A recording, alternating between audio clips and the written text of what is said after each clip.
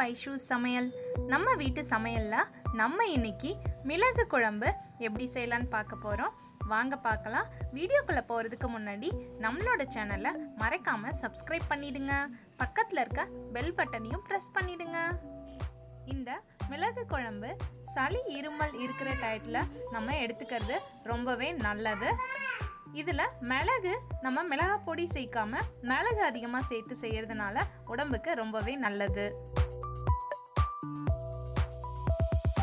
மிளகு குழம்பு செய்யறதுக்கு ஃபர்ஸ்ட் ஒரு கடாயில 1 டேபிள் ஸ்பூன் நல்லெண்ணெய் சேர்த்துடுங்க.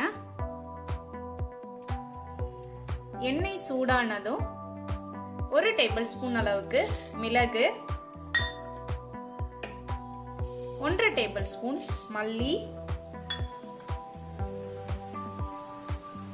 1 டேபிள் ஸ்பூன் துவரம் பருப்பு, 1 டேபிள் ஸ்பூன் உளுந்து,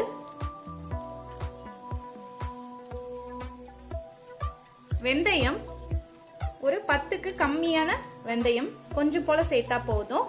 1 டேபிள் ஸ்பூன் ஜீரகம், 2 காஞ்ச மிளகாய். இப்போ இது எல்லாத்தையும் மீடியம் ஹீட்ல லேசா வறுத்து எடுத்துக்கணும்.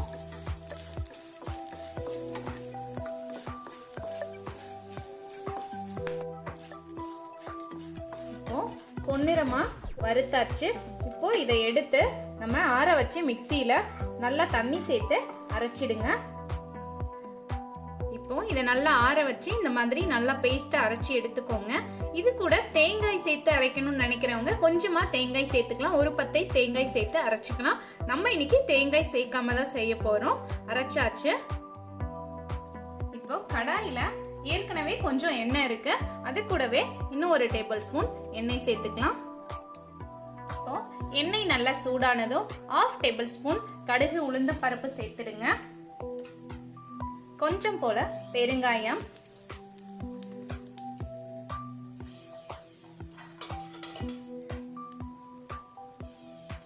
பத்து பல் பூண்டு,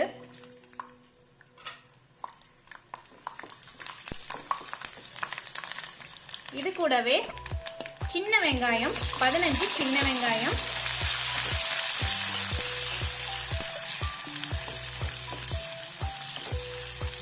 அடுத்ததான் கருவேப்பிலை ஒரு கொத்து.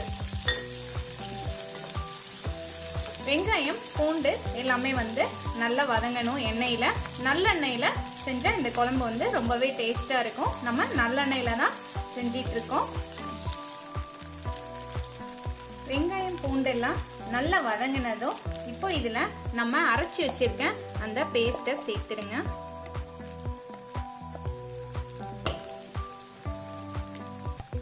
இதுல 1/4 டேபிள் ஸ்பூன் மஞ்சள் தூள்,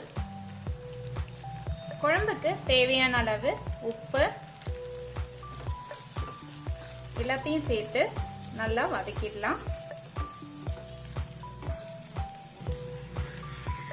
மசாலா இந்த மாதிரி வதங்கின பிறகு நம்ம கரைச்சி வச்சிருக்க புளி தண்ணிய இதுல சேர்த்துடலாம். புளி தண்ணி ஒரு லெமன் சைஸ்க்கு கரைச்சிருக்கோம். அதை இதுல சேர்த்துடலாம்.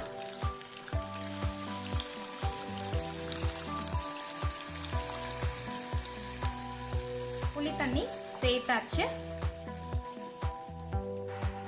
இப்போ குழம்புக்கு கொஞ்சம் தண்ணி சேர்த்துடலாம். குழம்பு கொதிக்க கொதிக்க இன்னும் நல்லா திக்காயிடும். அதனால தண்ணி எக்ஸ்ட்ரா சேர்த்திருக்கோம். இப்போ குழம்ப க்ளோஸ் பண்ணி 10 நிமிஷம் நல்லா கொதிக்க வச்சிடலாம். இப்போ குழம்பு நல்லா கொதிச்சு திக்காயிடுச்சு. இந்த ஸ்டேஜ்ல கொஞ்சமா வெல்லம் வேணும்ன்றவங்க வெல்லம் சேர்த்துக்கலாம். இது ஆப்ஷனல் தான். வெல்லம் வேண்டான்றவங்க சேர்க்க வேண்டாம். நம்ம இன்னைக்கு வெல்லம் சேர்க்கல. குழம்பு நல்லா திக்காயிடுச்சு பாருங்க. இந்த ஸ்டேஜ்ல நம்ம ஸ்டவ் ஆஃப் பண்ணிடலாம்.